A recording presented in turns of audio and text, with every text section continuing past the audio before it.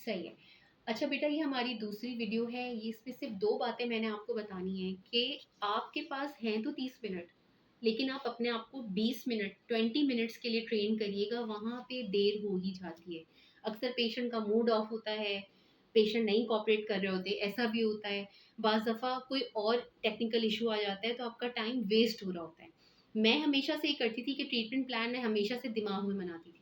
कुछ ऐसे भी बच्चे हैं एग्ज़ाम्स में जो कि कुछ नोट ही नहीं करते, उनकी मेमोरी इतनी अच्छी होती है। तो अगर आपकी मेमोरी बहुत अच्छी है और आप केस को याद रख सकते हैं, तो ये भी ऑप्शन है, कुछ ना लिखें।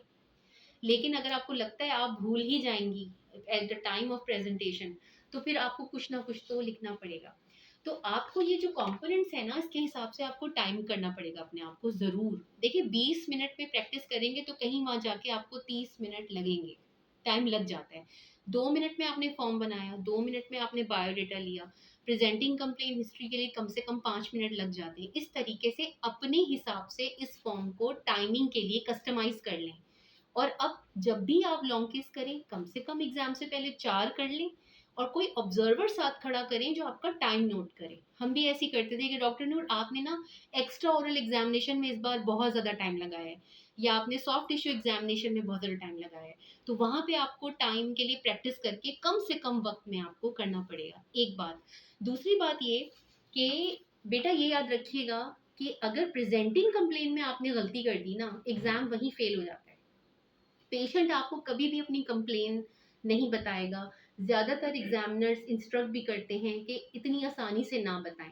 तो मैं हमेशा क्या करती थी, प्रेजेंटिंग कंप्लेन को पेशेंट की लैंग्वेज में ही लिखती थी, उर्दू में लिखती थी अपने इम्तिहानी गत्ते पे लगाकर कि अभी आप मुआयना क्यों करवाना चाह रहे हैं। उसने एक बात बोली, मैंने जल्दी से नोट की, दो बातें बोली, तीन बोली, चार बोली, फिर पूछा और कोई चीज़ जिसके लिए आप मुआयना करवाना चाह रहे हो।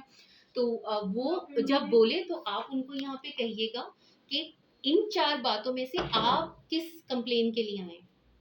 इन 4 बातों में से आप किस कंप्लेन के लिए आए हैं, उसको पेशेंट के सामने टिक कर दें और अपनी आँख आई कॉन्टैक्ट रखें कि वो अभी श्योर है, क्योंकि सारा प्लान मैं बना गई और अगर वो आई थी किसी और ट्रीटमेंट के लिए और मैंने कुछ और एड्रेस कर लिया तो फिर वो आउटकम ज़ीरो ही होगा। तो यहाँ पे आपकी स्किल है कि पेशेंट को पूछकर उनकी लैंग्वेज में ही उतारें 1 2 3 4 और आपकी प्रैक्टिस हो लिखने की, ठीक है? और फिर पूछें क्या इसी बात के लिए आप मुआयना करवाना चाह रहे हैं?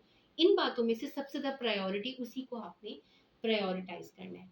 तो अब आप लोग पेशेंट करें, लॉन्ग केस प्रैक्टिस, फॉर्म बनाने की प्रैक्टिस करें और देखें आपको देर कहाँ लग रही है। किसी बंदे को साथ खड़ा करें, किसी स्टूडेंट को कि मुझे टाइम करो मैं कहाँ देर लगा रही हूँ, ठीक है? और इससे भी रिलेटेड कोई अगर आपकी कोई क्वेरी हो तो आप मुझे बता दीजिए।